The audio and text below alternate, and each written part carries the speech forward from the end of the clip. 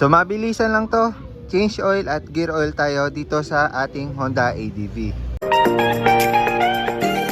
So yun, may 1,000 kilometers na rin po yung tinakbo ng motor natin after natin siyang mabili. So na-change oil naman daw siya ng owner bago niya naibenta sa atin.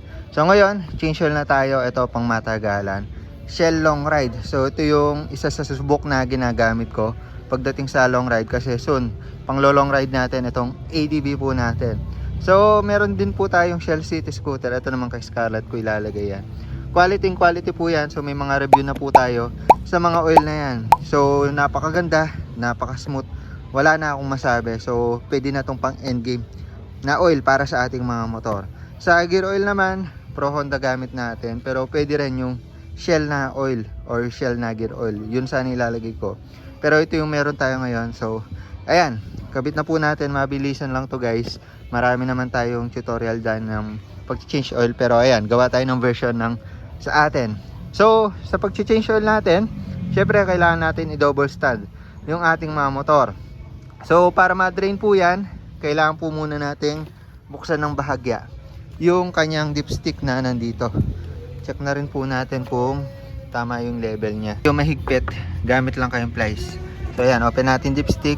Ito, i-check natin kung sobrang itim na or tama yung level para malaman natin kung nagbabawas ng oil yung motor natin. So punas lang natin dito. Take note, naka-center stand yung ating mga motor. At kanina ginamit na natin to, so medyo umikot na sa makina. So wag natin susukatin ng natutulog yung engine oil. So yun, pasok lang natin siya. So malinis na malinis. Pasok natin dipstick. Checking lang to guys, mabilisan. Level, nasa gitna. All goods, hindi naman nagbabawas. Kasi pag wala siyang nahakot, ibig sabihin, konti na lang yung oil na nasa loob. So baka may problema. Patong lang natin yan para sumingaw. Pag binuksan natin sa ilalim, tuloy-tuloy yung bagsak. Para sa drain plug nitong ADV po natin, nandito siya sa left side po natin, left hand side, sa may CVT side, airbox, kabagtaran po ng Honda Click. So dito sa part ng ilalim, may kita po natin yung drain plug po natin. So sa akin may skid plate po siya. Di naman po natin tatanggalin yan kasi may butas naman po yung skid plate.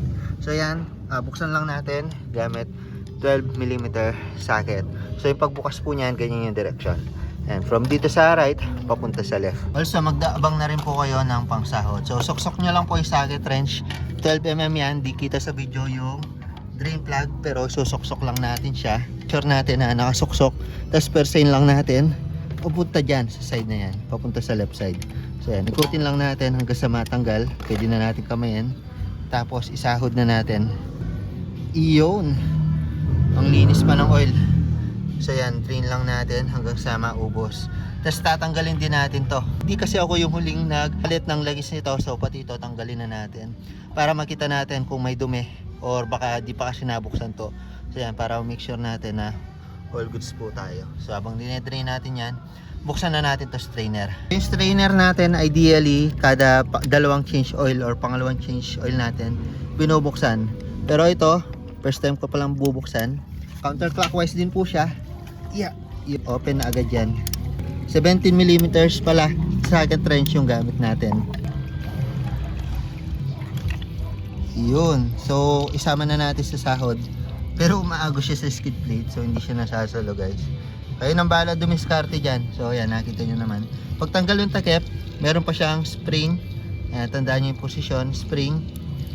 Pag ganyan posisyon. Tapos, ito yung pinaka-strainer. Iyon, no? May mga nasala siya guys. Konti. Ayan, no? Residue. Buti na lang binuksan natin. So, linisin natin ito mamaya bago ibalik. So patuloyin lang natin yan habang pinapatulo. Diretso na po tayo sa gear oil. So sa gear oil, kada pangalawang change oil din tayo nagpapalit, ideally para ma-check din natin kung nagiging gatas na po siya or may nakapasok ng tubig. Also para smooth lang po tayo. Sa mga hindi nakakalam, mga scooter, may transmission, kaya naman may oil din tayo dito, gear oil. Mas matagal lang siyang dumumi kaysa sa engine oil natin, kaya yon, mas matagal din natin siyang papalitan. Ideally, kada pangalawa or pangatlong change oil, pwede nating isabay yung gear oil. So para ma-drain po yan, ito yung drain plug niya, nandito sa ilalim. 12mm bolt po yan. Tapos yung intake po niya, papasukan ito. So ngayon, ito hindi po natin gagalawin to kasi ito lang yung tornilyo para dito na nagdidikit. So wala pong intake yan. Ito lang po yung intake. Ngayon bago natin buksan itong drain bolt nya, buksan lang natin to para sumingaw po siya, tuloy-tuloy po yung pagbaba or pag-drain po ng gear oil. Gamit tayo 12mm open wrench or close wrench or socket wrench. Kayo nang bahala. Ito muna ang sa intake.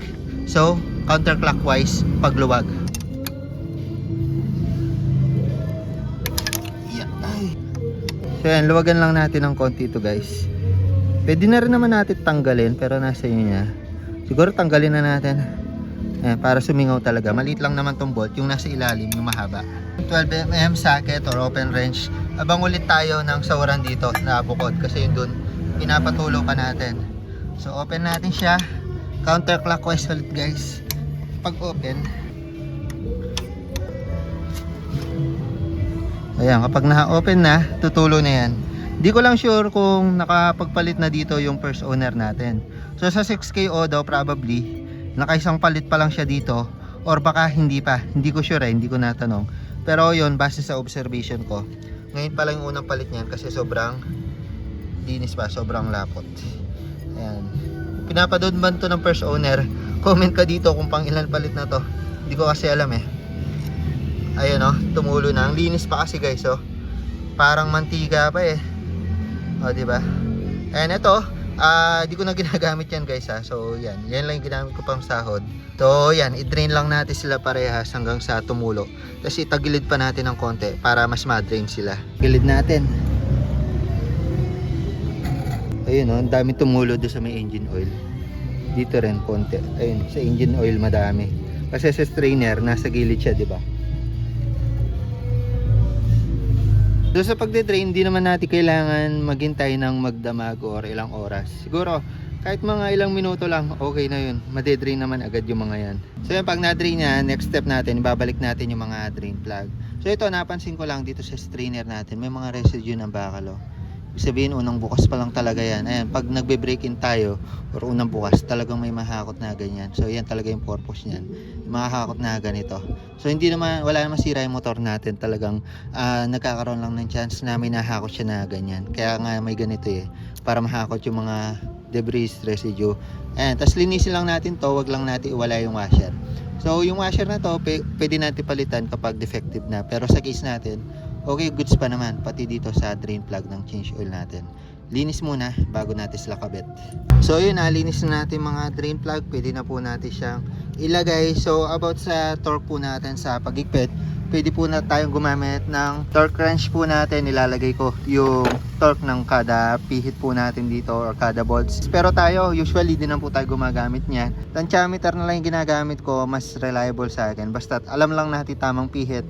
Tsaka yung hindi sobra, hindi naman sobrang luwag, hand tight lang po tayo. Nagiging all goods naman, wala tayong nagiging problema. Optional naman po kung gagamit pa kayo ng torque wrench. So unahin ko na yung drain plug sa ilalim. Take note, may washer pa rin po yan. Tapos gamit tayo lang 12mm socket wrench. Ibaligtad lang natin yung pihit natin from kanina. So papunta naman siya sa right. So kakamayin ko muna siya for initial na ikot. Tapos pag medyo mabigat na sa kamay, gamit lang tayo ng ratchet. So hand tight lang po yan, yung sakto lang. Ayan, tensiometer, wag ngingiwi, wag sobrang tigas. Baka masira yung thread. So yan, sa strainer drain, malinis na malinis ulit. So para sa next po natin na tanggal, makita natin kung may dumi. So sa position po niyan, ganyan lang po yan. Tignan nyo yung position ng spring natin. Tapos tatakpan natin ito. So unahin lang po natin ilagay yung part na to. So ganyan po yung position yan. Take note.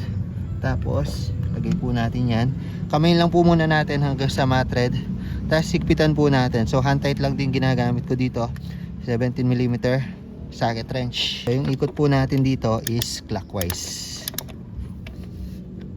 Iya. Hand tight. So proceed naman po tayo sa paglagay ng oil. So dito sa dipstick, buksan lang natin yan. Diyan sa may butas. Diyan natin papasok yung bagong oil po natin.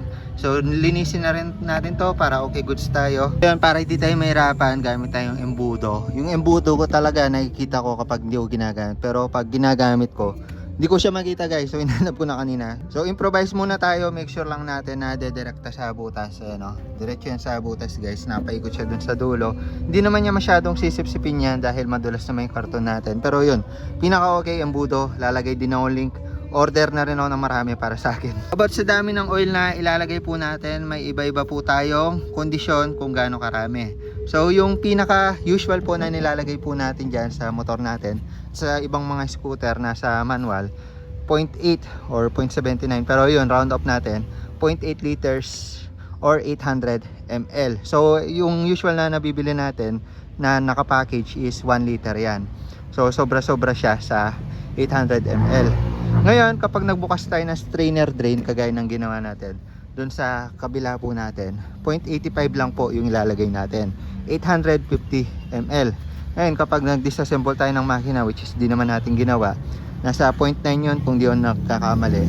So, base yun sa manual. So, kapag ilalim, drain plug, 0.8 liters or 800 ml. Kapag nagbukas din ng strainer drain, 850 ml. So yun yung lalagay natin, 850 ml. So ngayon, paano natin malamang 850 ml to? Tensiometer. So sa ibang mga oil kagaya ng Pro Honda, may malinaw din sila dito sa gilid eh. Pero itong oil na to, itong Shell, wala siya. Ngayon, bukod sa tensiometer, pwede rin naman natin sukatin sa dipstick kung okay na yung oil natin. So kapag nandito lang siya sa gitna, yung level ng oil natin, kapag sinawsaw nang hindi naka-thread, yun, okay, goods na yun. Kapag sumobra, ibig sabihin, napasobra tayo nalagay, pwede nating i-drain. Pero yun, most of the case, sumasakto lang naman yung nailalagay ko. So yun, tensiometer, 850 ml. Nitong Shell Long Ride. Lalagay ako ng link ng mga oil natin, City Scooter at Long Ride sa description. So yun, nabuksan ko na siya guys. Take note lang, yung original, dapat may code dito sa likod. So pag binuksan natin yan, may code. So ilalagay ko yung legit store na napagbilang ko. Pwede rin kayong umorder sa mga Shell store or Shell gas station para legit din, pero wag sa mga kanto-kanto lang kasi baka fake yung bebenta nila, mas lalo masira yung motor nyo. So yun, lagay na po natin siya. Gagamit po tayo ng mahiwagang technique. Siguro sisip-sip ng konti yung karton, pero konti lang naman. May sobra naman to kasi 1 liter naman to. Check na lang natin nga sa dipstick. Approximately 850 ml tensiometer lang tayo guys. Medyo sanay na rin naman tayo. Pero kung may pangsukat naman kayo, mas okay, isalin nyo muna doon para accurate po yung mailagay ninyo. All goods na, natansya na po natin na 850 ml. So may sobra pa na konti. Tensiometer na lang. Ngayon makikita naman natin kung sobra. So ilagay lang po natin dipstick. Nalinis na po natin. Wait lang, basa-basa pa pala. Make sure natin punasan natin dulo para pag chinyak natin is malinaw po natin makikita yung level. So ayan, wag po natin thread, patong lang po natin siya sa butas guys. Ayan, pag nakapatong na siya, ayan, check natin.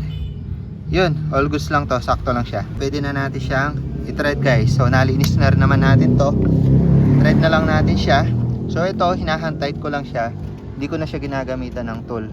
So para if ever gusto natin i-check, mabubuksan natin. Hindi ko na yan ginagamitan ng pliers or whatsoever. Dito naman tayo sa gear oil. Unahin po natin nalagay yung drain bolt po natin. Yan yung mahaba. So may washer po yan. Tsaka nalinis na natin. Napunasan. So clockwise lang para humigpit. Tapos hand tight lang. So hand tight lang po natin yan. Pa clockwise.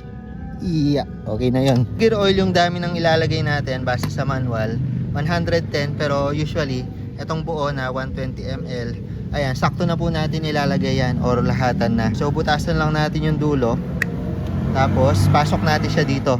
So pisil-pisilin lang natin hanggang sa maubos.